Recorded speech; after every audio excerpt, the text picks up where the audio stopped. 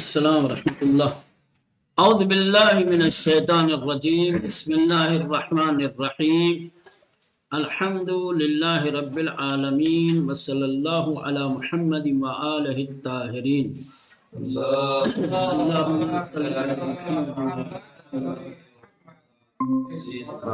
سورہ مبارکہ العادیات کی تفسیر پڑھ رہے تھے۔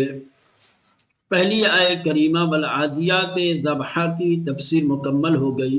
دوسری آیت فالموریات قدحا، اس آیت کریمہ کی اب تفسیر کر رہے ہیں کہ قسم ہے ان کی کہ جس نے چنگاریاں پیدا کی۔ ٹھیک بولا نا؟ ہاں، چنگاریاں پیدا کرنے والے ٹاپوں کی سوگند بے آنہا کی قسم ہے اس کی کہ جرقہائے آتش افروختن، جنہوں نے آگ کی چنگاریاں پیدا کی، نکالی۔ اسبان مجاہدانی کے چنان با سرعت بسوء میدان نبرد حرکت می کنند کہ از اثر برخورد سم انہا بسنگہائے بیابان جرقہا می پرد یا شترانی کے بسرعت بے مواقف حج می روند و سنگہا و ریگہا از زیر پائے انہا پریدے و بر اثر برخورد بسنگہائے دیگر تولید جرقے می کند۔ مولانا چونکہ پہلی والی آیت میں بتایا گیا تھا کہ والعادیات ذبحا، یا تو گھوڑوں کی قسم ہے یا اونٹوں کی قسم ہے، ان گھوڑوں کی کہ جو میدان جہاد میں سرعت کے ساتھ قدم رکھتے ہیں، تیزی کے ساتھ میدان جہاد میں جو جاتے ہیں، یا ان اونٹوں کی قسم ہے کہ جنہیں حاجی کیا ہے مشعر الحرام سے تیزی کے ساتھ مینا کی جانب لے جاتے ہیں۔ آپ جانتے ہیں کہ چاہے آپ یہ گھوڑے لے لیں یا اونٹ لے لیں، ہے نا؟ ہاں، اگر آپ گھوڑے مراد لیتے ہیں تو اب یہ میدان جہاد میں قدم رکھنے والی یا تیزی کے ساتھ بڑھنے والے گھوڑے، سمجھ رہے ہیں؟ اتنی سرعت اور اتنی تیزی کے ساتھ یہ دوڑ کر میدان کی طرف جاتے ہیں کہ جب ان کے پاؤں بیابان کے پتھریلی زمین پہ پڑتے ہیں تو چنگاریاں پیدا ہوتی ہیں، یا جب مولانا مشعر الحرام سے مینا کی طرف اونٹ دوڑتے ہیں تو ان کے پاؤں کی ٹھوکروں سے پتھر کے جو ٹکڑے اڑتے ہیں وہ جا کر کے جب دوسرے پتھروں پر گرتے ہیں اور دو پتھر آپس میں ٹکراتے ہیں تو اس سے چنگاریاں نکلتی ہیں، اسی لیے اس کی قسم کھائی گئی۔ سمجھ رہے ہیں؟ گھوڑوں کی ٹانپوں سے جو چنگاریاں پیدا ہوتی ہیں یا اونٹوں کے رفتار سے، تیز رفتاری سے، یا ان کے پاؤں کی ٹھوکروں سے جو پتھر ہواؤں میں اڑتے ہیں اور دوسرے پتھر سے جا کر ٹکراتے ہیں اور اس سے چنگاریاں پیدا ہوتی ہیں، اس کی قسم کھائی گئی ہے۔ ٹھیک ہے؟ اسپان مجاہدانی کے ان سپاہیوں اور ان مجاہدوں کے گھوڑے کہ چنان بسرعت بسوء میدان نبرد حرکت می کنند، کہ اتنی باسرعت اور اتنی تیز رفتاری کے ساتھ میدان جہاد کی طرف آگے بڑھتے ہیں کہ از اثر برخورد سم انہا بسنگہائے بیابان، کہ بیابان کے پتھروں سے ان کے سموں کے ٹکرانے کی وجہ سے جرقہائی می پرد چنگاریاں اڑتی ہیں، نکلتی ہیں، یا شترانی کی بسرعت بے مواقف حج می روند، یا وہ اونٹ کی جو تیزی کے ساتھ حج کے مواقف کی طرف بڑھتے ہیں، بسنگہا و ریگہا از زیر پائے انہا پریدے، پتھر کے ٹکڑے یا ریت ان کے پاؤں کے نیچے سے اڑتی ہے، وبر اثر برخورد بسنگہائے دیگر، اور پھر دوسرے پتھروں سے ٹکرانے کی وجہ سے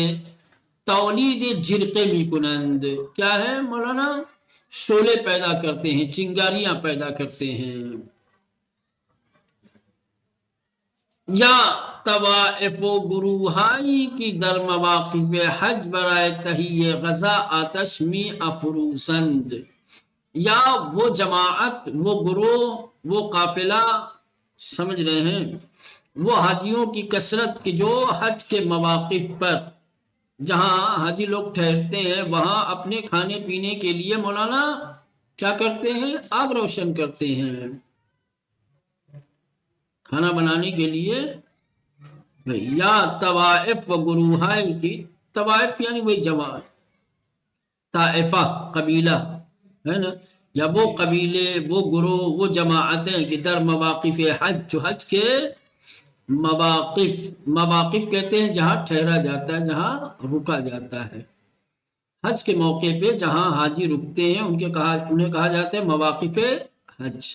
برائے تہیہ غزہ، کھانا تیار کرنے کے لیے، آتش می افروزند، آگ جلاتے ہیں، یا کنائے از کسانی، اس کی آتش جنگ و جہاد را برمی افروزند، یا یہ کہ کنایا ہے ان لوگوں سے کہ جو لوگ جنگ و جہاد کی چنگاری اور آگ بھڑکاتے ہیں، و یا زبان ہائی کی بابیان کو بندے خود آتش بے دل دشمن می زنند، یا وہ زبانیں کہ جو مولانا دل میں آگ لگانے والی دشمن کی باتیں کرتے ہیں، ہوتی ہے نا کچھ لوگ ایسی گفتگو کرتے ہیں، ایسی بات کرتے ہیں کہ دشمن کے دل میں آگ لگ جاتی ہے، ہمارے یہاں بھی بولا جاتا ہے نا، کہ ایسا بول کے تم نے دل میں آگ لگا دی ہے نا، دل میں چنگاری بھڑک اٹھی۔ یا تو وہ زبانیں کہ جو اپنے کیا ہے آگ لگانے والے بیان سے دشمن کے دل میں آگ لگاتے ہیں، یا منظور کے ثانیس کے بے گفتے بازی از مفسران در انجام حاجات مردم تلاش می کنند، و مقصود خود را پیش می برند، ہمن گونے کی آتش از سنگ آتش زنے بیرون می آئے۔ یا مولانا جیسا کہ بعض مفسرین نے کہا ہے کہ اس سے وہ افراد یا وہ لوگ مراد ہیں جو لوگوں کی حاجتوں اور ضرورتوں کو پوری کرنے کے لیے کیا ہے پیش قدم ہوتے ہیں، جس طریقے سے آنکھ سے شعلے باہر آتے ہیں، نکلتے ہیں، ویسے ہی یہ لوگ ضرورت مندوں کی ضرورتیں پوری کرنے کے لیے مولانا آگے آتے ہیں۔ بلے ان احتمالات بسیار بعید بے نظر می رسد، بصورت یہ جو احتمالات بیان کیے گئے یہ سارے احتمالات بڑے بعید نظر آ رہے ہیں، اور ظاہر آئے ہمن جو تفسیر نخست آیت کے ظاہر سے جو بات واضح ہو رہی ہے وہ یہی ہے کہ جو اوپر کی دو تفسیریں کی گئی ہیں وہی بہتر ہے، باقی دوسرے جو احتمالات دیے گئے ہیں وہ بڑے معقول اور مناسب نہیں ہے۔ خلاصے کلام یہ کہ مولانا دوسری والی جو آیت ہے والموریات قدحا، جس میں چنگاریوں کی قسم کھائی گئی ہے، یہ کس کی چنگاری، کون سی آگ کی قسم کھائی گئی ہے؟ مختلف احتمالات ہے، دو احتمال اول وہ زیادہ بہتر ہے، کیوں؟ اس لیے کہ پہلی والی آیت میں بھی وہی دونوں چیزیں تھی ہے نا، مجاہدوں کے گھوڑے اور حاجیوں کے اونٹ ہے نا، تو یہاں چنگاری اور آتش افروزی کے بارے میں بھی آپ وہی دو تفسیریں کریں، مجاہدوں کے گھوڑوں کی ٹاپوں سے نکلنے والی چنگاریاں یا حاجیوں کے اونٹوں کے پاؤں سے پیدا ہونے والی چنگاریاں، یہ بولا۔ اور باقی جو دوسرے احتمال دیے گئے ہیں مولانا کہ حاجیوں کا وہ گروہ جو کھانا بنانے کے لیے آگ جلاتے ہیں، یا وہ لوگ کہ جو لوگ اپنی زبان کے ذریعے سے دشمن کے دلوں میں آگ لگاتے ہیں، یا وہ لوگ کہ جو بھڑکتے ہوئے شعلے کی طرح نیاز مندوں اور ضرورت مندوں کی ضرورتیں پوری کرنے کے لیے پیش قدم ہوتے ہیں، یہ آخر کے جو احتمالات ہیں یہ احتمالات بڑے مناسب نہیں ہیں، بعید ہے کہ ان کی قسم کھائی گئی ہو، سمجھ رہے ہیں؟ لہذا وہی جو اوپر کی دو تفسیریں ہیں مجاہدوں کے گھوڑے اور حاجیوں کے اونٹ، وہی دو تفسیریں زیادہ بہتر ہے۔ اب یہاں سے الفاظ کے معانی، موریات جمع موریہ از مادہ ایرا بمعنی آتش افروختن۔ مولانا موریات موریہ کی جمع ہے اور اس کا مادہ ہے ایرا، اس کے معنی ہے آگ جلانا، آتش افروختن یعنی آگ روشن کرنا، آگ جلانا، آگ پیدا کرنا، ٹھیک۔ وقد بمعنی زدن سنگ یا چوب یا آہن یا چقماق میں یک دیگر برائے تولید جرقے است۔ مولانا قدح کہا جاتا ہے دو پتھروں کو آپس میں لڑانا، یا دو لکڑیوں کو، یا دو لوہے کو، یا چقماق ایک خاص قسم کا پتھر آتا ہے، سمجھ رہے ہیں، ان کو آپس میں ٹکرانا تاکہ اس سے چنگاری پیدا ہو۔ قدح کا معنی چنگاری پیدا کرنا کسی بھی چیز سے ذریعے سے، چاہے دو پتھروں کو آپس میں لڑا کر کے آپ چنگاری پیدا کریں، لوہے سے لوہے ٹکراتا ہے تب بھی چنگاری پیدا ہوتی ہے، کبھی کبھی لکڑیاں لوہے یا پتھر سے ٹکراتی ہیں تو اس سے بھی کبھی کبھی تو ہم لوگوں کے کپڑوں سے نکل جاتی ہے، اچانک کیوں کیا ہے نا صورت۔ قدح کے معنی چنگاری پیدا کرنا، ٹھیک۔ اب کسی بھی ذریعے سے یہاں کہا ہے قدح بمعنی زدن سنگ پتھر ٹکرانا، یا چوب لکڑی، یا آہن یا لوہا، یا چخماق، چخماق ایک خاص قسم کا پتھر ہوتا ہے جو خاص طور سے چنگاریاں پیدا کرتا ہے نا، بے یک دیگر ایک دوسرے سے، برائے تولید جرقے کیا ہے چنگاری پیدا کرنے کے لیے، ٹھیک۔ یہ دوسری جو آیہ کریمہ تھی، دوسری آیہ کریمہ میں جس چنگاری کی قسم کھائی گئی ہے وہ بھی مکمل ہو گئی۔ اب یہ تیسری آیت مولانا فالمغیراتی صبحا، کیا ہے کہ صبحا ہے، ہاں، سپس در سومین سوگند میں فرمایا۔ اس کے بعد تیسری جو قسم ہے اس میں ارشاد ہوتا قسم بے انہا کی بادمیدن صبح، قسم ہے ان کی کہ جو صبح ظاہر ہوتے ہی بر دشمن حملے کردن، دشمن پر حملہ کیا۔ مولانا اب جب بات حملے کی آ گئی ہے، اب آگے دیکھیں کیا بیان کرتے ہیں، لیکن جب بات حملے کی آ گئی ہے تو ابھی تک جو تفسیریں کی جا رہی تھی پہلی اور دوسری آیت کی، اور خاص طور سے مجاہدوں کے گھوڑے کے ساتھ ساتھ احتمال یہ دیا جا رہا تھا کہ ہو سکتا ہے کہ اس میں حاجیوں کے اونٹوں کی قسم کھائی گئی ہو، تو اب نہیں سمجھ میں آتی، حاجی حج کرنے جاتے ہیں، جنگ لڑنے تھوڑی جاتے ہیں، یہاں بات کس کی ہو رہی ہے؟ صبح ہوتے ہی کیا ہے دشمن پر حملہ کر دیتے ہیں۔ وہاں کون سا ان کا دشمن ہے؟ ایک ہی ہے جس کو پتھروں سے مارتے ہیں، اور مارنے کے لیے اونٹ اور گھوڑا تھوڑی لے کے جاتے ہیں، وہاں خود پہنچ جائے بڑی بات ہے، میں بات دیتے ہیں دوسرے کو، اتنی بھیڑ ہوتی ہے، کمزور آدمی اگر پیچھے پڑ گیا تو وہ شیطان کی بجائے حاجی کے سر پہ مارتے۔ اب تو خیر دیوار بنا دی گئی ہے تو کہیں سے بھی آدمی مار دے گا، اور مارتے ہیں تو واقعی جیسے لگتا ہے کہ حملہ کر رہے ہیں، گجب گجب کا۔ کبھی دیکھیے آپ کو، کبھی جو ہے سرچ کیجئے، رمی جمرات دیکھیے، رمی جمرات کا منظر کیا ہوتا ہے، کس طریقے سے کیسے کیسے لوگ مارتے ہیں۔ چلے تو بات صورت مولانا یہ قسم کھائی جا رہی فالمغیرات صبح ہے، قسم ہے ان کی جو صبح دم دشمن پر حملہ کر دیتے ہیں۔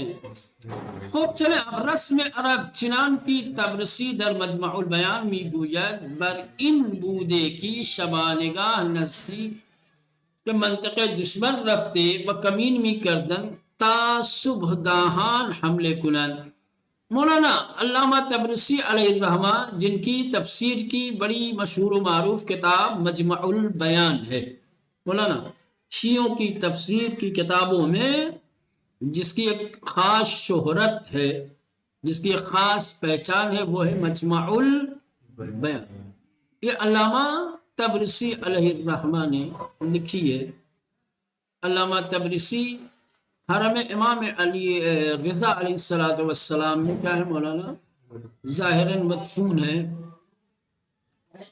اور ان کا ایک مفصل واقعہ ہے کہ انہوں نے یہ تفسیر کیسے لکھی ہے. سمجھ رہے ہیں؟ خلاصہ بتا دیتا ہوں جانکاری کے لیے آپ لوگوں کو. کہتے ہیں کہ ان کو جو ہے سکتہ قلبی ہوا، اٹیک آیا، لوگ سمجھے کہ مر گئے. ان کو غسل و کفن کر کے لے جا کے لوگوں نے دفن کر دیا. جلدی جلدی خلاصہ دفن کر دیا. ان کو جب قبر میں دفن کیا مولانا، سکتہ قلبی میں کیا ہوتا ہے کچھ دیر کے لیے سانسیں رک جاتی ہیں، پلٹنے کا امکان ہوتا ہے. برصورت قبر میں ان کی سانسیں واپس آ گئی. اب جب آنکھ کھلی تو دیکھ رہے کہ میں اندھیری جگہ میں ہوں، لوگوں نے شاید مجھ کو مردہ سمجھ کر کے دفن کر دیا ہے. اب یہ بیچارے باہر کیسے آئے؟ تو باہر آنے کے لیے انہوں نے جو ہے خدا کی بارگاہ میں دعا کی، منت مانی کہ اگر میں یہاں سے زندہ اور سلامت باہر نکل گیا تو میں دین کی عظیم خدمت انجام دوں گا، تیرے کلام کی تفسیر لکھوں گا. سمجھ رہے ہیں؟ پھر وہاں سے یہ باہر آئے. اس کے بعد سے انہوں نے یہ مشہور ہے، ظاہر انہوں نے اس کے مقدمے میں لکھا، سنا ہے پڑھا نہیں ہے میں نے. ٹھیک، تو چلے بات صورت. اب یہ اس میں لکھتے ہیں کہ عرب کا دستور، ان کی عادت یہ تھی کہ جب یہ کسی دشمن پر مد مقابل پہ حملہ کرنا چاہتے تھے تو پہلے رات میں موقعیت تلاش کرتے تھے، کدھر سے محاصرہ کیا جائے، کدھر سے گھیرا جائے، کدھر سے بہتر انداز سے حملہ ہو سکتا ہے، کدھر سے دشمن کو شکست دی جا سکتی ہے. سمجھ رہے ہیں؟ تو رات میں کمین کرتے تھے اور صبح ہونے سے پہلے یہ جیسے ہی تھوڑا سا اجالا ہوتا تھا فوراً، تاکہ کم سے کم اجالے میں اپنے سپاہی تو نظر آئے، ایسا نہ ہو دشمن کو مارنے کے بجائے اپنے ہی آدمی کو مار کے چلے جائے. تو یہ مجموع البیان میں علامہ تبریسی لکھتے ہیں کہ قدیم زمانے میں عرب کا دستور تھا، عرب کی یہ عادت تھی کہ رات میں دشمن کے منطقے اور علاقے میں پہنچ کر کے کمین کرتے تھے، گھات لگا کے بیٹھ جاتے تھے، اور جیسے ہی صبح نمودار ہوتی تھی حملہ کرتے تھے. یہی کہہ رہے رسم عرب کی رسم یعنی عادت. رسم یعنی یہاں کیا ہے؟ عرب کی عادت. جیسا کہ علامہ تبرسی نے مجموع البیان میں ذکر کیا ہے، بر این بودے، یہ یہاں رسم عرب بر این بودے، عربوں کی عادت یہ تھی کہ شبانے گاہ کہ رات کے وقت نزدیک منطقے دشمن کے علاقے کے قریب رکھتے جاتے تھے اور کمین بھی کردن اور پھر ہاتھ لگا کر بیٹھ جاتے تھے تا صبح گاہان حملے کنن، تاکہ صبح ہوتے ہوتے ان کے اوپر حملہ کر دیا جائے. یہ وہی چیز ہے. والمغیرات صبحا. چلیں بقیہ انشاءاللہ